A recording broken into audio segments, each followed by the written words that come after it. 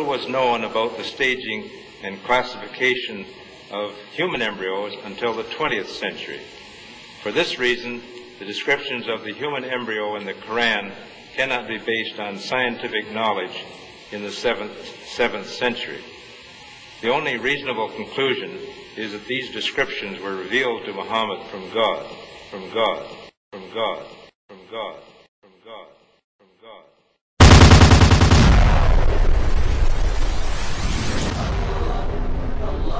Muhammad could not have known these facts about human development in the 7th century because most of them were not discovered until the 20th century. This is a leech, and this is the human embryo, about 23 days. I think you have to agree that the similarity between these structures is amazing. The key word in both is al-Ghaib. At this stage is known to no one except Allah. The rapid growth and dramatic changes which occur after the bones have been clothed by muscles have been mentioned in the Holy Quran 1400 years ago. Surah 79, Ayah 32 states, also in the context of creation, "And the mountains hath he firmly fixed."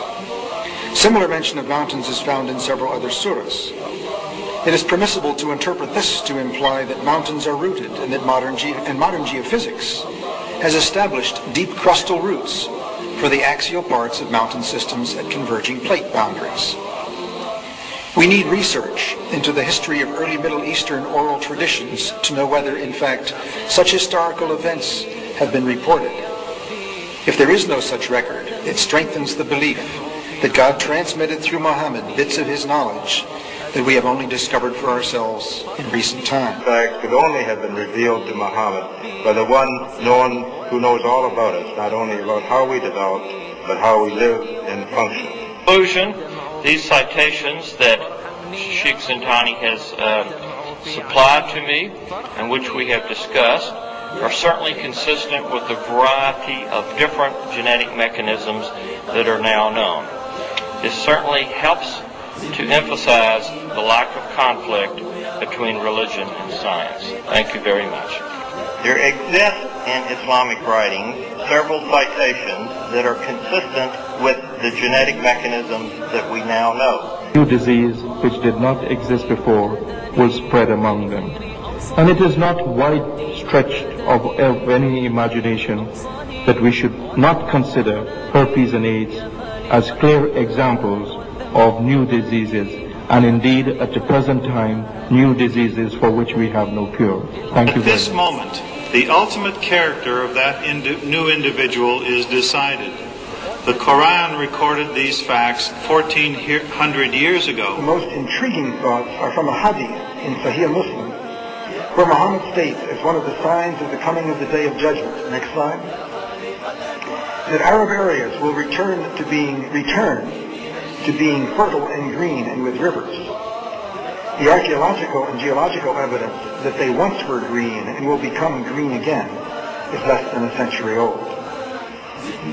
I have been asked, could Muhammad personally have known these things? The answer of a cautious scientist is, it is not impossible, but it would require a very sophisticated awareness of natural history. Without an understanding of sex development, the verses in the Quran and the Hadith would be meaningless, as they were to Muslims until new knowledge about embryology was developed in the last century. Thank you very much.